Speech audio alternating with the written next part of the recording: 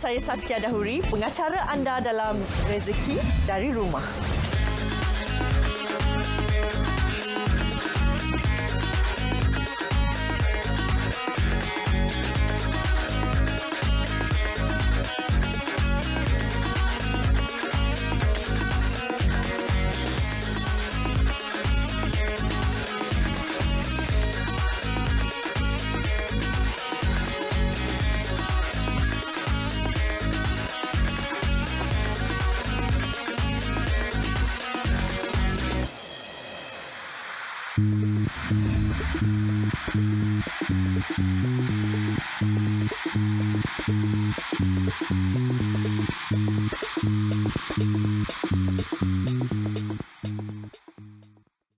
Memang tidak dinafikan wanita masa kini mempunyai kecenderungan membeli yang sangat tinggi. Ditambah pula dengan trend semasa, kebanyakan wanita suka membeli secara atas talian atau online. Dengan itu wujudlah pelbagai jenis perniagaan atas talian, terutamanya untuk kaum wanita. Jadi untuk episod pada kali ini, kita akan bertemu dengan seorang wanita yang menjalankan perniagaan aksesori wanita dari rumah.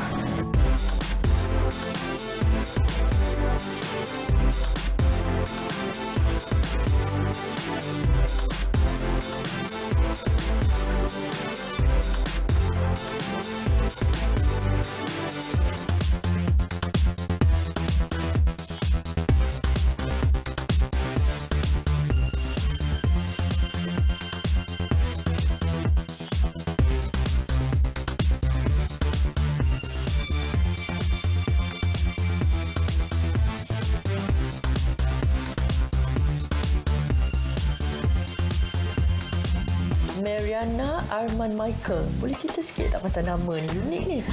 Ramai orang tanya pasal nama saya juga. Sebenarnya saya ni berdarah campur. Okey.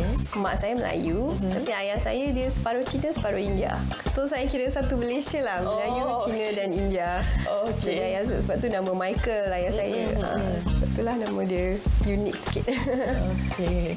Apa jenis produk yang puan buat? Saya buat aksesori wanita, contohnya gelang. Yang paling utama saya buat charm bracelet. Okey, lepas tu saya jual necklace, rantai, anting-anting, lepas tu pin hijab. Yang ni adalah produk-produk utama saya. Tapi di samping tu, kalau pelanggan minta special request, contohnya ada customer yang minta keychain, yang minta lanyard untuk pakai tag pergi kerja. Kemudian ada juga orang minta gelang kaki ke apa, saya akan buatlah berdasarkan apa yang pelanggan saya minta. Okey, bagi saya aksesori wanita ni sangat menarik. Jadi saya nak tahu macam mana awak boleh terfikir untuk buat produk ni? Okey. Idea tu datang dari mana tu?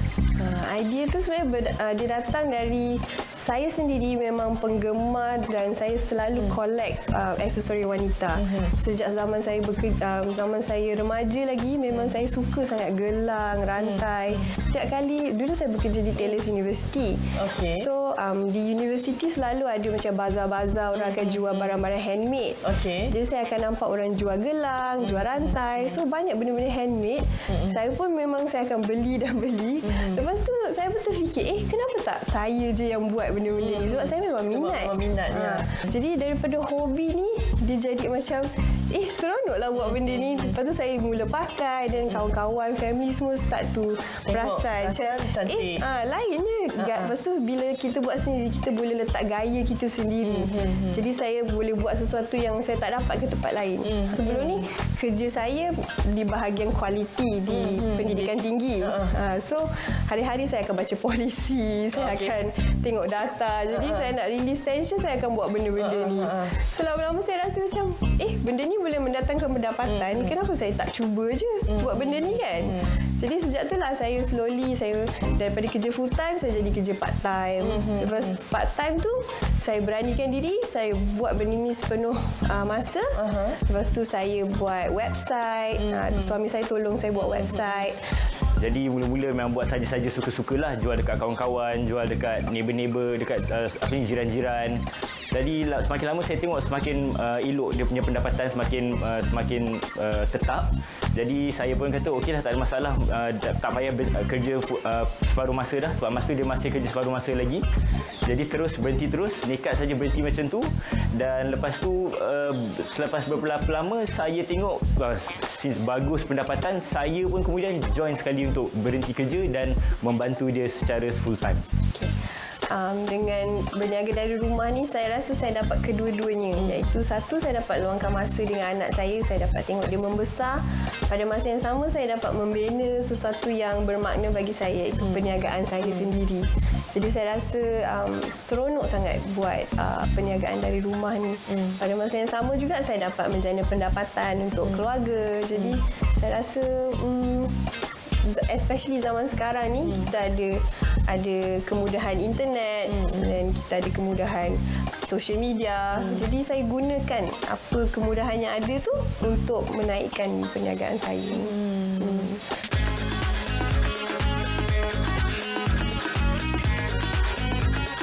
Untuk memulakan perniagaan dari rumah ni bukannya mudah seperti apa yang kita lihat. Dia memerlukan komitmen yang sangat-sangat tinggi. Okey, bagi pendapat saya, apa yang dia buat ni, berniaga melalui dari rumah ni, saya rasa adalah satu pilihan yang sesuai untuk seluruh rumah. Kita tidak perlu nak bayar sewa kedai. Lagi satu, kita dapat tengok anak kita, suami kita dengan masa yang sama. Di rumah masa tak terhad macam di pejabat. Macam di pejabat 8 sampai pukul 9. Kalau di rumah ni, kita dengan anak-anak lagi banyak masa dengan anak-anak dan masa tu tak terhad. Ingat lagi tak customer pertama yang order daripada Ingat. Oh, ingat. Okey, boleh cerita sikit tak macam mana perasaan tu lah bila dapat order tu? Customer yang bukan family, bukan kawan. Asalnya memang yang dia nampak kita daripada Instagram. Ya, betul. So yang menariknya ialah customer ni bukannya perempuan, lelaki. Dia nak order. Dia nak order gelang dari saya. Untuk seseorang lah. Ya. Jadi ramai orang ingat macam aksesori wanita ni ingat macam perempuan je yang berminat. Tapi sebenarnya ramai pelanggan saya lelaki yang beli khas untuk girlfriend, untuk isteri, untuk emak, untuk adik. So memang ni lah hadiah yang istimewa. Yalah, sebab kita boleh custom lagi itu betul. Sedari kecil lagi kami sekeluarga memang dibesarkan dengan pemikiran mindset bisnes. Kerana arwah ayah dulu pun seorang yang menjalankan perniagaan sendiri. So setelah diterapkan mindset tersebut, so tidak ada masalah kepada Mariana dan kami sekeluarga. So apabila dia ingin menjalankan perniagaan dari rumah secara full time, saya terus push dia. Dan karakter dia satu lagi ialah dia sangat persisten dan yakin dengan apa dia buat. Dia sentiasa mencari ilmu yang baru, bagaimana untuk belajar seperti contoh mengambil gambar. Dia belajar sebagai contoh menyusun barang-barangnya, bagaimana berinteraksi dengan pelanggan. So itulah antara karakter dia yang memang saya sangat-sangat bangga sebagai seorang adik.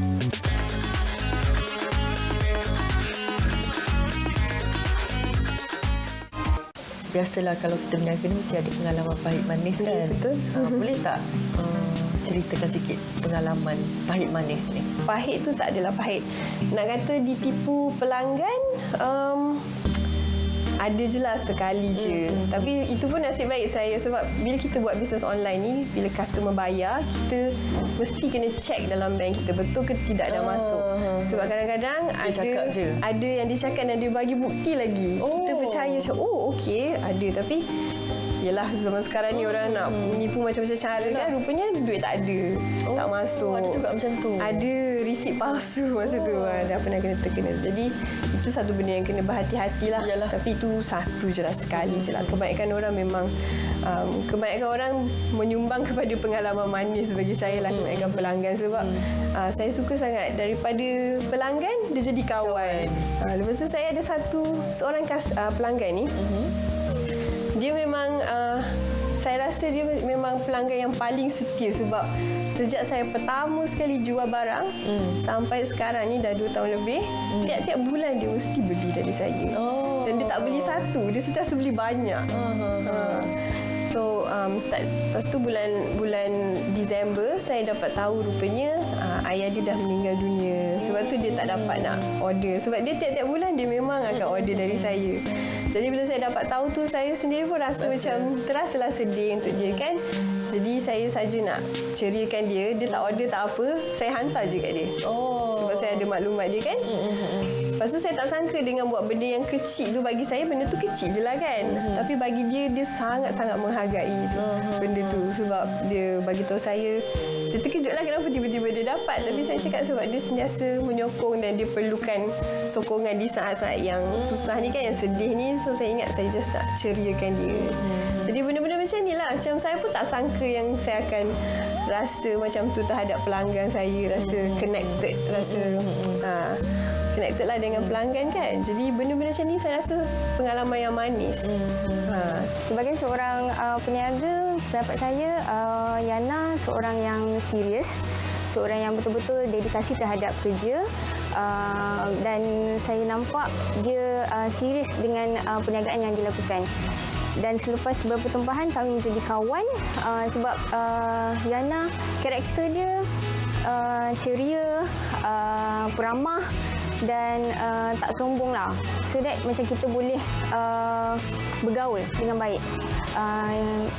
In fact, dia juga ada datang majlis yang keluarga saya anjurkan. So saya sangat menghargai persahabatan yang terjalin antara kami yang mula daripada pelanggan dan kemudian bertukar kepada kawan. Okey, itulah dia cerita yang sangat menarik tentang Puan Mariana dan perniagaannya. Sebenarnya saya sendiri pun rasa sangat tersentuh hati dengan cerita betapa rapatnya Puan Mariana dengan pelanggan dia. Jadi sekarang ni saya nak pergi belajar macam mana buat aksesoris wanita ni. Tapi sebelum tu, kita tengok ikon perniagaan kita pada minggu ini.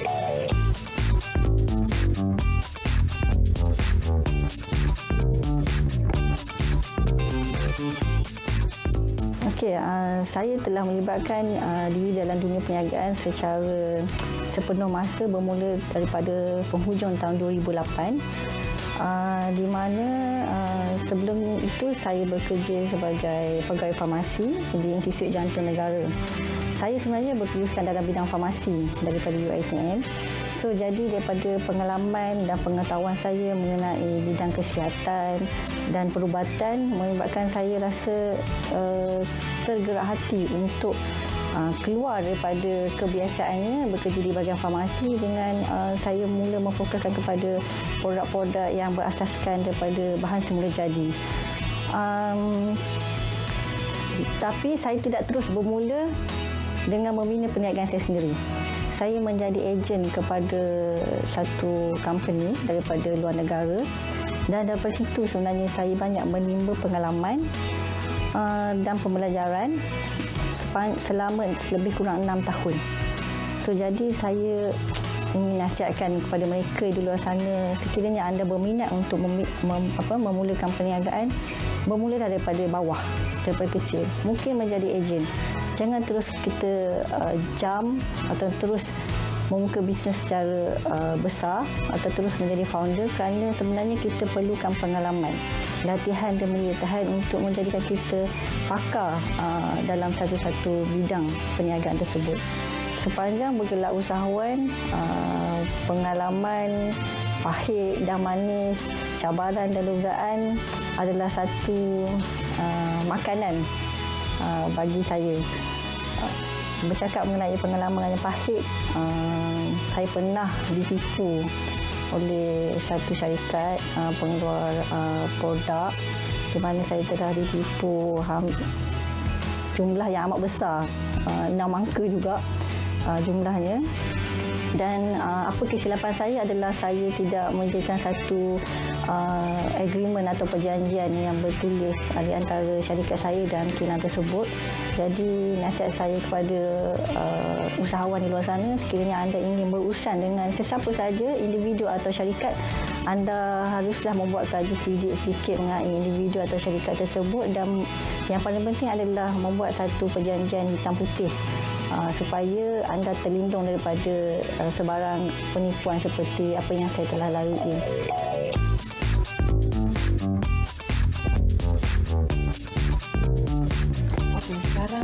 nak buat apa? Okey, sekarang ni saya akan mengajar Saskia macam mana nak buat gelang ni.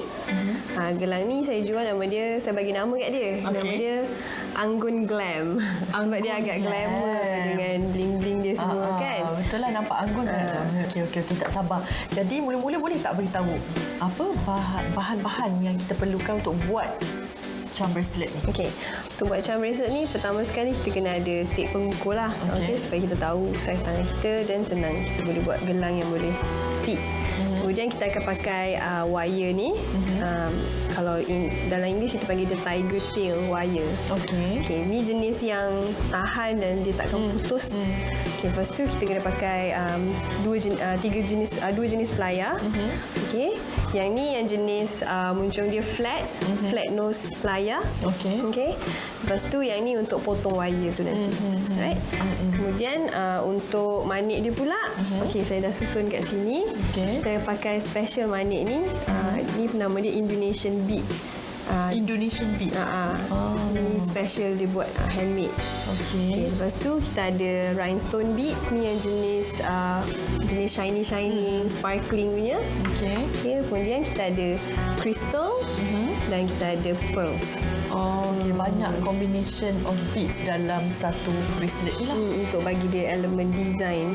Okey, dan yang penting kita kena ada ni lah. Ni nama dia findings. Iaitu benda-benda yang kita guna untuk buat gelang ni dari segi ni cangkuk dia. Ni jump ring nama dia. Okey, lepas tu yang ni ialah wire guard protector. Maksudnya wire ni nanti kita akan guna ni untuk supaya tak mudah tercalar kat tangan lah. And then dia tahan lah wire ni nanti. Ini apa pula yang kecil ni? Okay, yang ni nama dia crimp bead. Maknanya wire ni untuk kita stopkan manik-manik ni kita kena ada crimp bead ni. Nanti saya tunjuk macam mana guna. Bot ni untuk apa pula? Nampak ada macam ukuran-ukuran ni. Bot ni kalau kita buat jenis gelang getah berdasarkan ukuran lilit tangan kita ataupun tangan pelanggan. Okay, contoh dia kata dia 16 cm. Jadi kita akan letak manik di sekeliling ni dan dia boleh muat cantik lah dengan saiz tangan 16 cm. Okey, jadi senang lah nak tahu manik ni berapa banyak nak kena pakai untuk saiz tangan tu.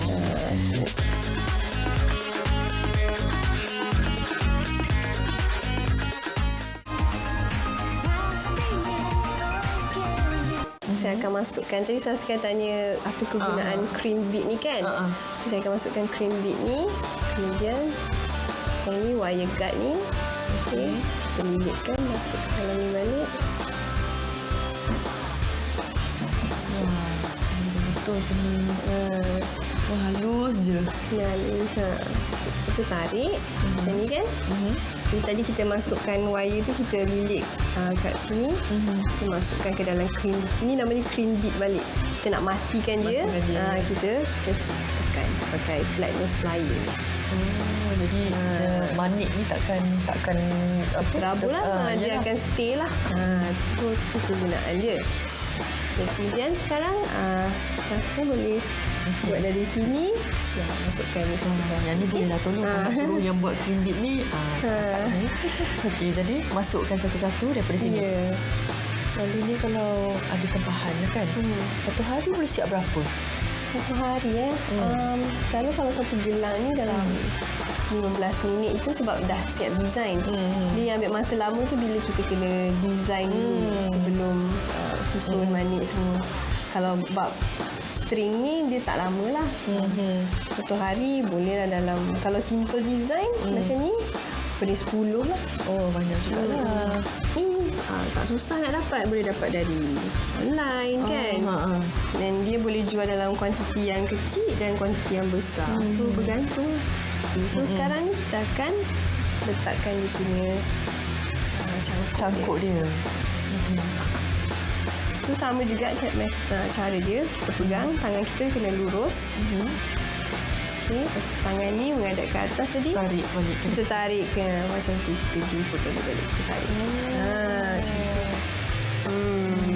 Dah siap dah pun. Wah. Dah siap dah pun. Charm bracelet saya. Unik tak? Siap ada dragonfly. Special made.